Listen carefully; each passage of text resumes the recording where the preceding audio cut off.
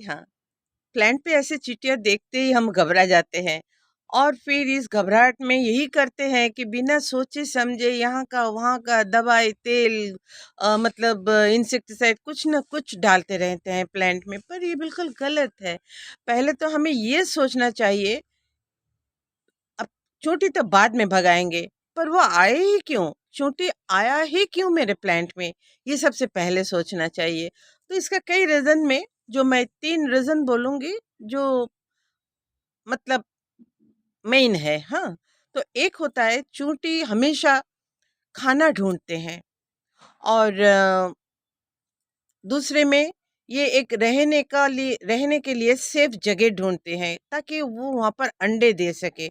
हाँ, ये मेन है भी। और तीसरा होता है कि जहाँ भी वो घर बनाएंगे उसमें नमी बरकरार रहे।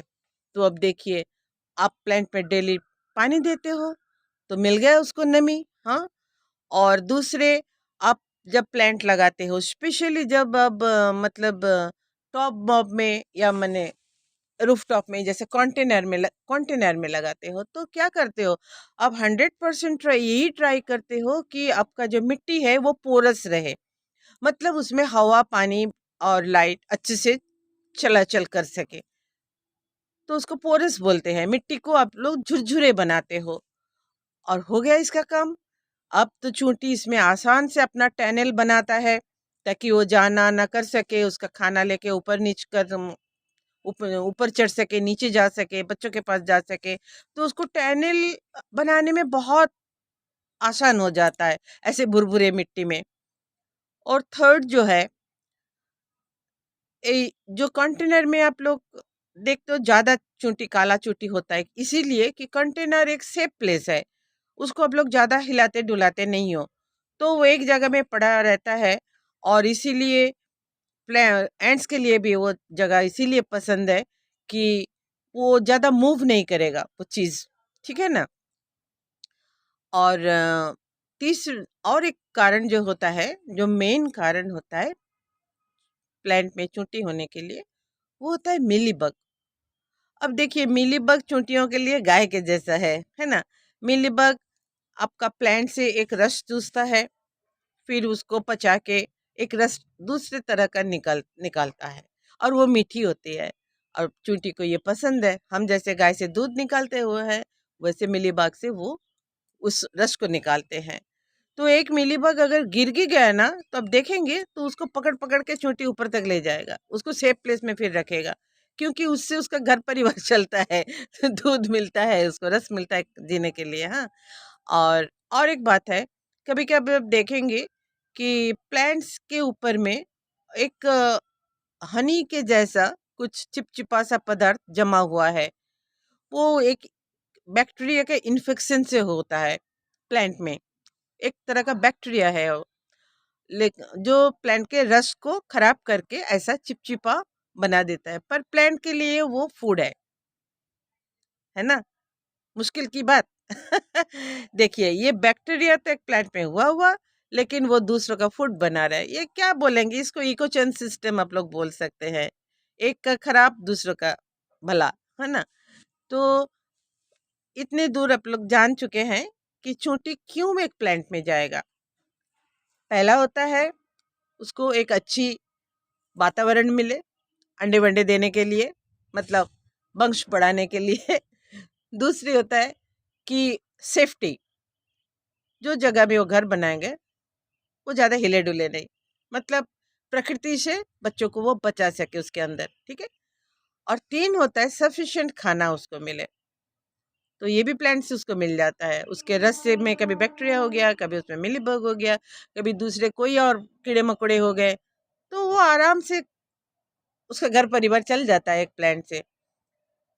अब आए, इसे छुटकारा कैसे मिले। अब आया छुटकारा कैसे मिले। देखिए, एक काम जो है वो हर सीजन में आप डिले नहीं कर पाएंगे, होता है जेट स्प्रे। आप अगर प्लांट में मिट्टी से लेकर टिप तक जेट स्प्रे कर देंगे हर 2-3 दिन में, तो उसका घर बार बार टूटने लगेगा, और मिट्टी भी जो है, मतलब ऊपर का मिट्टी, वो धुल के नीचे जाके उसका जो टनल बनाया हुआ है उसको बंद कर देगा। ठीक है? तो उसका गया ना, घर बर्बाद हुआ ना, बच्चे भी गए शायद। तो ये एक उपाय है। लेकिन देखिए हर मौसम में हम लोग ऐसे जेट स्प्रे नहीं कर पाएँगे प्लांट में ना। तो दूसरी होता है क्या, सबसे ईज़ी और जो आपके हाथ में है, हल्दी पानी। हल्दी पानी कम से लगभग सारे इंसेक्ट्स के लिए कामगार है, कुछ काम कर जाता है। लेकिन मेरा जितना एक्सपीरियंस है, मैं देख रही हूँ, मैं 10-20 साल से गार्डनिंग कर रही हूँ। आजकल वो यूज्ड टू हो गए हैं, मतलब एंड्स इतने और हल्दी पानी से खतरा महसूस नहीं करते हैं। तो ये गया एक। अब तीसरा, तीसरा होता है आप कुछ भी पेस्टिसाइड डाल सकते हो, पर इससे दूसरी खतरा है। देखिए, इससे और एक खतरा है। जैसे मेरे एक एप्पल बेर है प्लांट, रेड एप्पल बेर का प्लांट है और उसमें अभी भर-भर के कलियाँ आ रही है। तो इस समय मैं कोई भी इंसेक्टिसाइड स्प्रे नहीं कर सकती हूँ, क्योंकि उसका जो स्मेल है, एक तो उससे तो उसका कड़कपन से तो जो फूल आ रहा है वो मर जाएँगे और सूख के गिर जाएँगे, छोटे-छोटे फल भी गिर जाएँगे, तेज है थोड़ा। और दूसरा होता है क्या, जो मधुमक्खी या जो घूमने वाले जो कीड़े-मकोड़े हैं, जो आके फूल में बैठते हैं, परागयन में हेल्प करते हैं, वो तो नहीं बैठेंगे ना। उसका जो तीव्र स्मेल है, एक गंध सा है, तो वो गंध कीड़े-मकोड़े को पसंद नहीं है, वो दूर भागेंगे, तो फिर आपका पॉलिनेशन नहीं होगा। हुई ना मुसीबत की बात।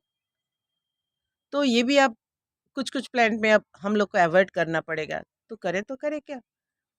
और एक है, वो है बस ₹1 में आपका काम हो जाएगा, बस ₹1। एक सैचेट कोई भी डिटर्जेंट लाइए, हाँ? आपके पास हैंड वॉश हो तो अच्छा है, नीम तेल हो तो और भी अच्छा है, कोई डिटर्जेंट हो तो भी अच्छा है। अगर कुछ नहीं है, तो ₹1 वाले जो सैचेट मिलता है ना, कोई भी सर्फ़ का, सर्फ़ एक्सेल टाइड कुछ भी, उसको लाइए। उसको 1 लीटर पानी में घोल दीजिए और अगर हो सके तो उसमें कोई-कोई विनेगर डालते हैं, पर मैं सोचती हूँ ज़रूरत नहीं है। आप 1 चम्मच उसको जो खाने वाली ऑयल है ना, घर में तो हो गई, लेकिन व्हाइट ऑयल होना चाहिए। अगर ज़्यादा गाढ़ा होगा तो प्लांट को हार्म होता है, क्योंकि प्लांट के पत्ते में जब जब छिड़केंगे, तो उसका जो प्लांट के जो फोटोसिंथेसिस काम चलता है, उसके लिए जो छेद रहता है पत्ते में, तो वो बंद हो जाएँगे, वो नहीं होना चाहिए। और स्पेशली अभी विंटर में तो बिल्कुल नहीं होना चाहिए, क्योंकि अभी तो धूप थोड़ा देर ही रहेगा और उसका तेज भी कम होगा, तो उसी में तो प्लांट्स का खाना वाना पक जाएगा ना। अगर आप तेल वेल डाल के उसका जो चूल्ही को बुझा देंगे तो फिर वो खाना कैसे पकाएंगे, है ना। हाँ? तो ये मैं इतना सजेस्ट नहीं करूँगी।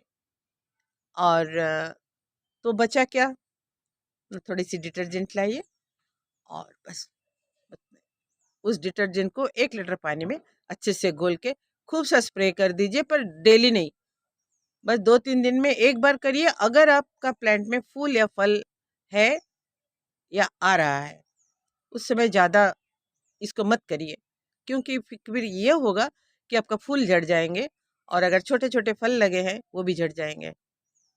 लेकिन इसके बाहर तो कोई चारा नहीं है ना, और तो कुछ नहीं कर सकते हैं हम लोग।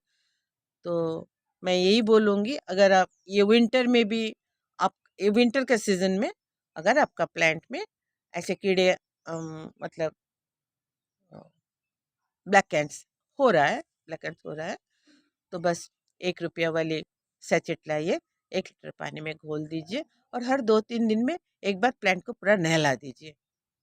और उसके बाद थोड़े से जब देखेंगे अब चूंटी चले गए हैं, थोड़ा अच्छे पानी से भी थोड़ा स्प्रे कर दीजिए। क्योंकि जो फूल-फल अभी लगे हैं ना, उसमें अगर आप डिटर्जेंट डालेंगे, तो आप सोच सकते हो ना, उनके लिए खतरा है।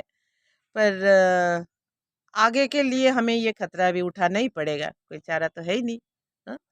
तो ये है सबसे सस्ते वाली मेथड, बस ₹1 में आपका काम हो जाएगा। और अगर आपके पास है, तो उसमें थोड़ी-सी 1 चम्मच हैंड वॉश मिलाइए। लेकिन देखिए, एक 1 चम्मच डिटर्जेंट के साथ अगर आप 1 चम्मच हैंड वॉश मिलाएँगे, तो पानी को 2 लीटर करिए, 2 लीटर पानी में उसको मिलाइए। नहीं तो ज़्यादा गाढ़ा होगा तो आपका प्लांट का नुकसान हो जाएगा। ज़्यादा खारा हो जाने से प्लांट तो नुकसान होगा और वो जो पानी झड़ के गिरेगा ना मिट्टी के ऊपर, मिट्टी भी आपका खरा हो जाएगा। तो ये समय नहीं होना चाहिए। उसमें क्या होता है, फूल फल गिरने का चांसेस रहता है। ठीक है। और समझिए आज आपने स्प्रे कर दिया। हाँ, और डिश वॉश जो है, डिश वॉश या हैंड वॉश, दोनों आप इस्तेमाल कर सकते हैं 1 बाई 1। पर मैं बोलती हूँ कि डिश वॉश ज़्यादा कड़वी होता है ना?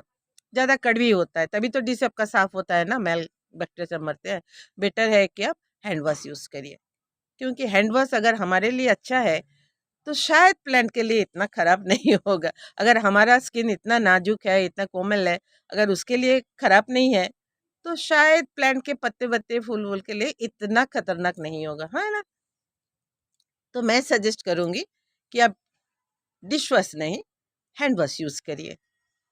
और ऐसे छोटे-छोटे वीडियो देखने के लिए सब कोई जानते हैं, फिर भी इसीलिए बोल रही हूँ कि मैं भी तो किसी से जान रही हूँ, ऐसे कोई मुझसे जान सकता है। हाँ? अपनी जानकारी अपने में रखने से क्या फ़ायदा? अगर अपनी जानकारी हम दूसरों को दें और उसका कुछ हेल्प हो जाए, तभी ना दोनों का गाड़ी समान चलेगा। हाँ, thank you for watching. I love you all. और छोटी सी चैनल है एक गुंचा। अगर मैंने कुछ गलती बोल दी, प्लीज़ कमेंट करिएगा। अगर मैंने सही बोला, तो भी कमेंट करिएगा। अगर आपको ऐसी वीडियोज़ आगे देखना है, फिर भी कमेंट करिएगा। I love you all.